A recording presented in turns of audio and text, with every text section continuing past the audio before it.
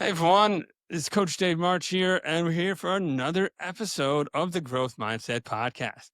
And every week here, we get a new guest. Um, of course, if you don't already know, I am your host here, David March. Um, Coach Dave March is my website. I'm also an author of the book Vision in Action, as we try to help other people have their visions in action. And today we have Adam. Adam is a CFO of Renew Biotech, and the vision they're turning into action every day is one around supporting people around Alzheimer's, and different diagnostic tools and such. Adam, would you introduce yourself to the audience? Yeah, absolutely. And thanks for having me on, Dave. Yeah, my name is Adam Hewlett. I am the CFO of Renew Biotechnologies, and our mission is to positively impact lives by innovating groundbreaking technology to improve precision diagnostics and personalized care. So that's what we're all about, and excited to talk more about that today. Some exciting things that we're coming out with, but also yeah, more about, my role and, offer any insights I can to help.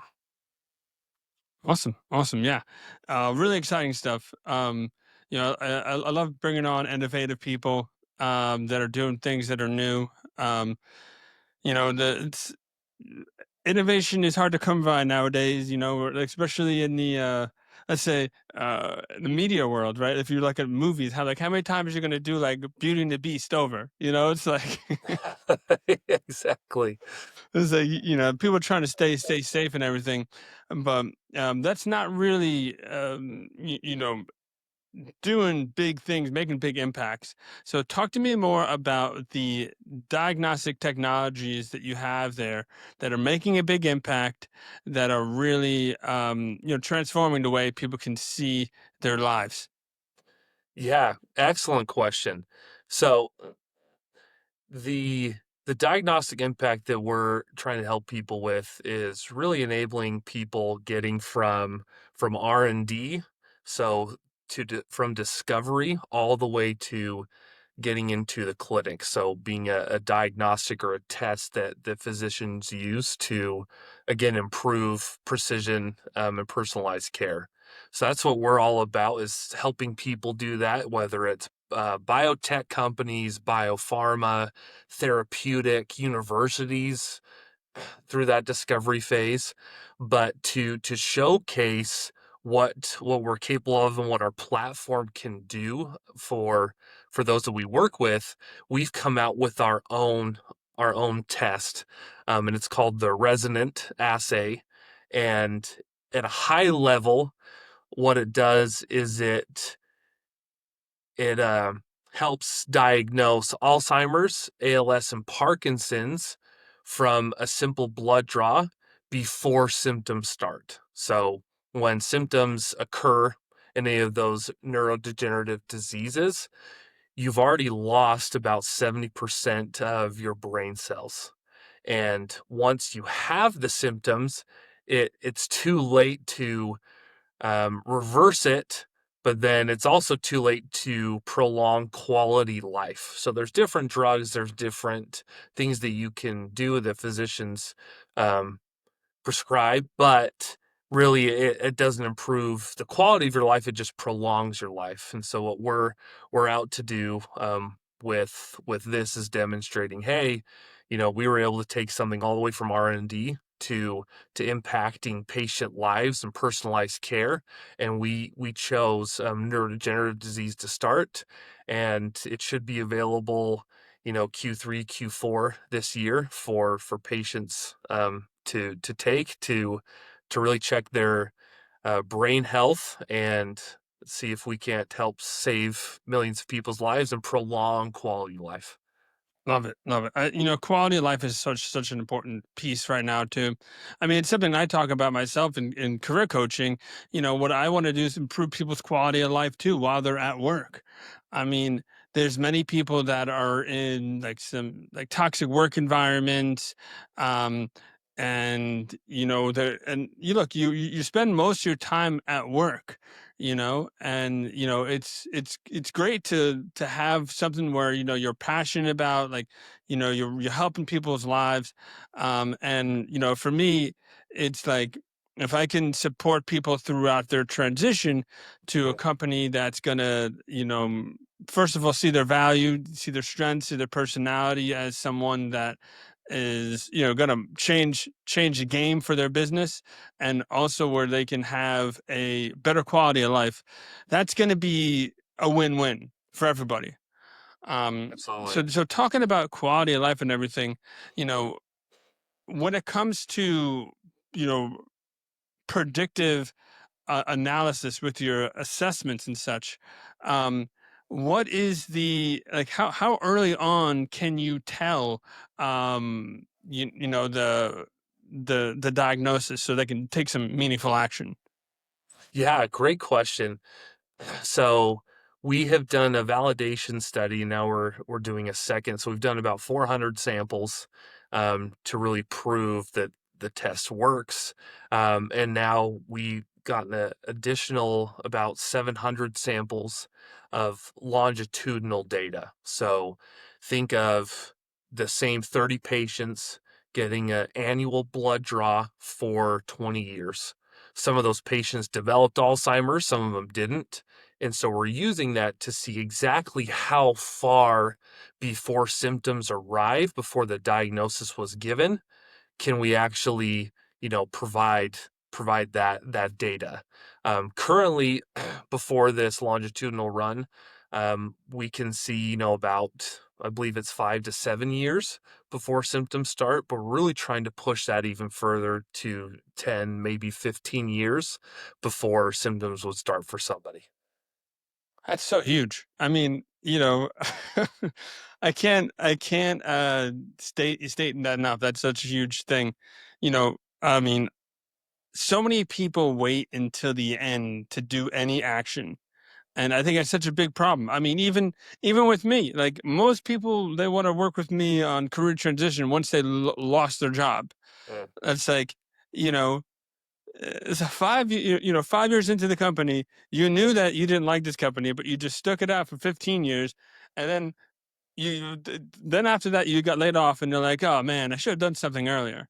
It's like, right, well, I mean, yeah, you should have done something earlier. Well, why didn't you do it?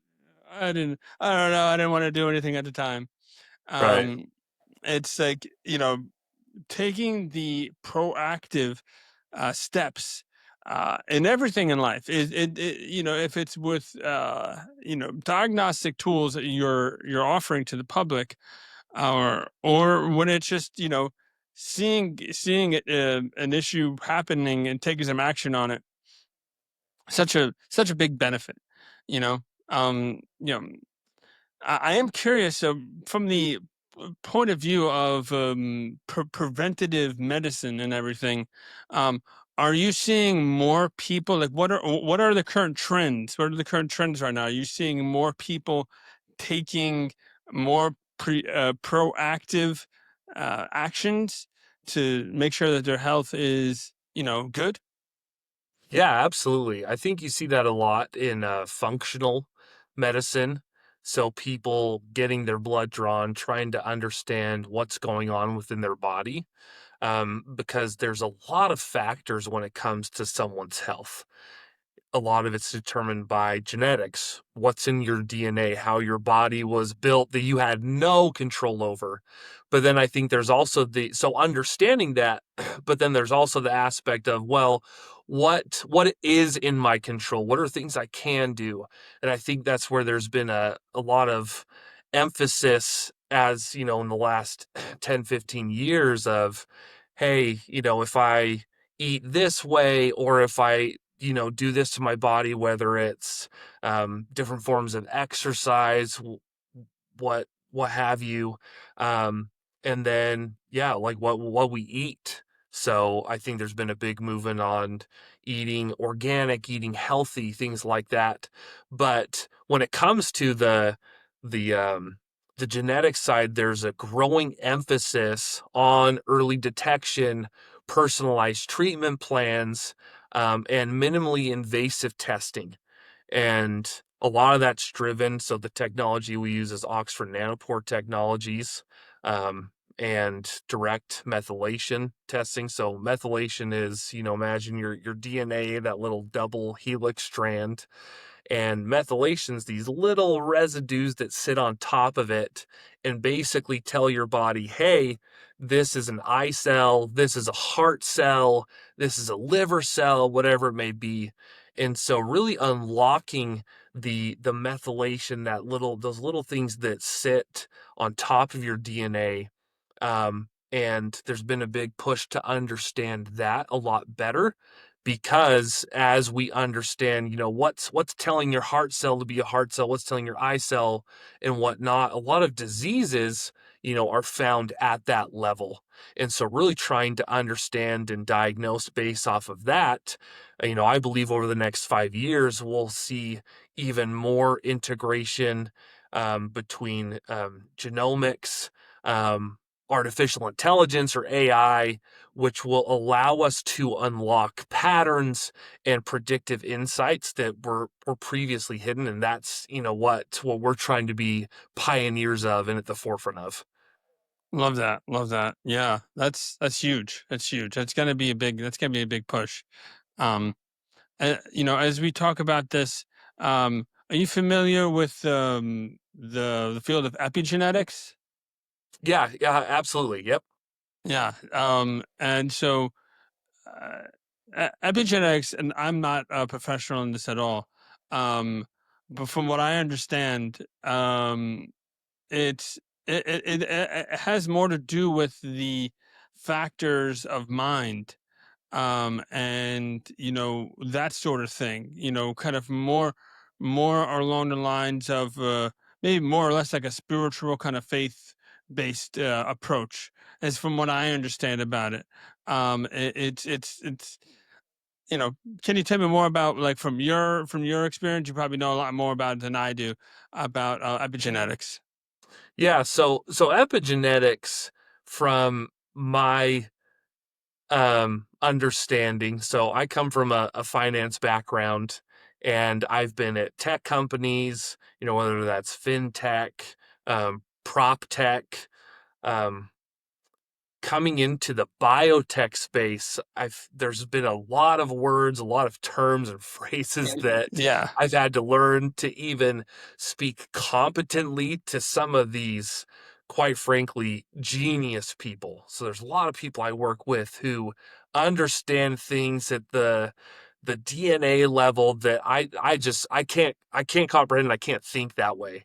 Yeah. But from what I've learned is genetics is referring to your DNA, and then epigenetics, meaning on top of, is the methylation or the epigenome.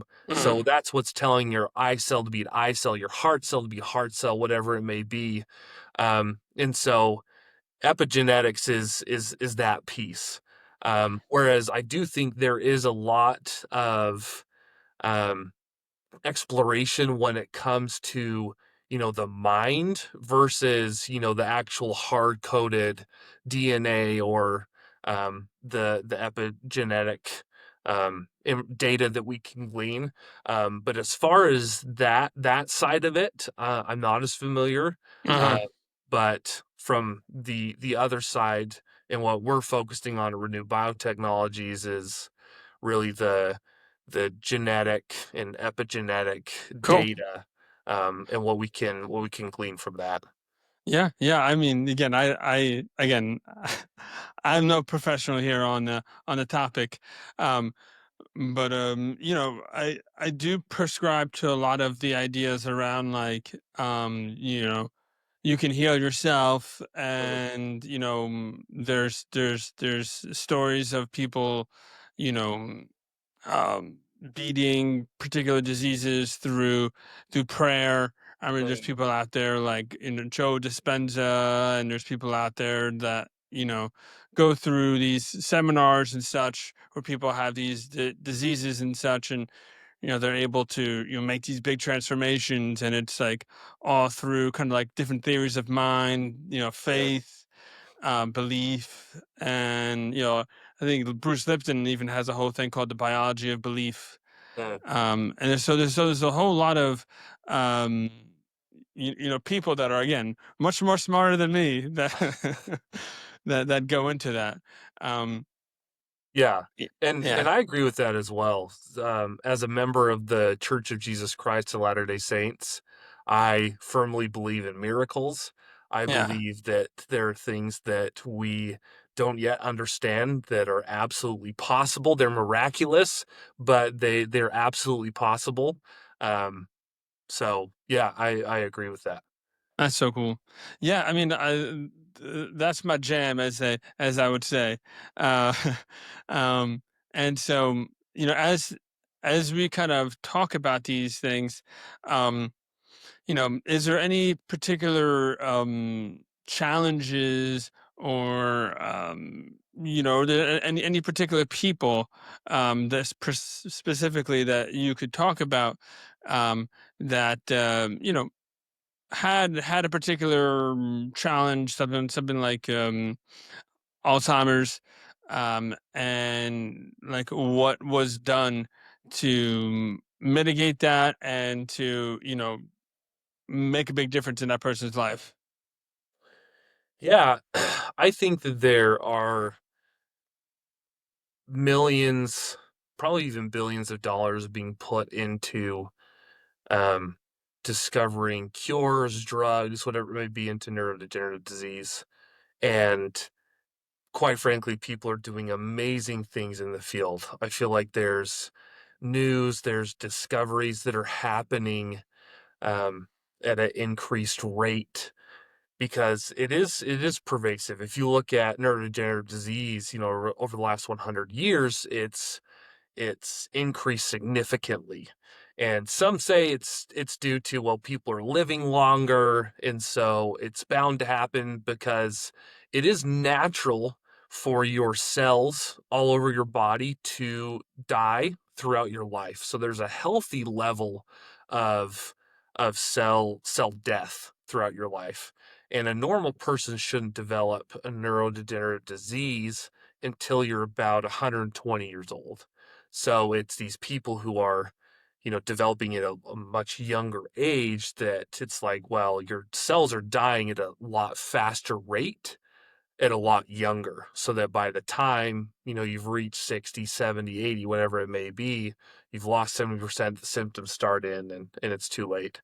Um, for me specifically, I know of, f- uh, family members, couple family members, some neighbors that currently have Parkinson's disease, and it's really sad to see um, the symptoms. They really come out of nowhere, but again, it's because for years and potentially decades, those brain cells are dying at an increased rate. And there's people doing so many things right now to try and help with that, but because of the nature and the medicine we currently have, um, there's there's not I I'm not aware in my specific sphere of any, miracles or crazy things related to neurodegenerative disease that have happened so far.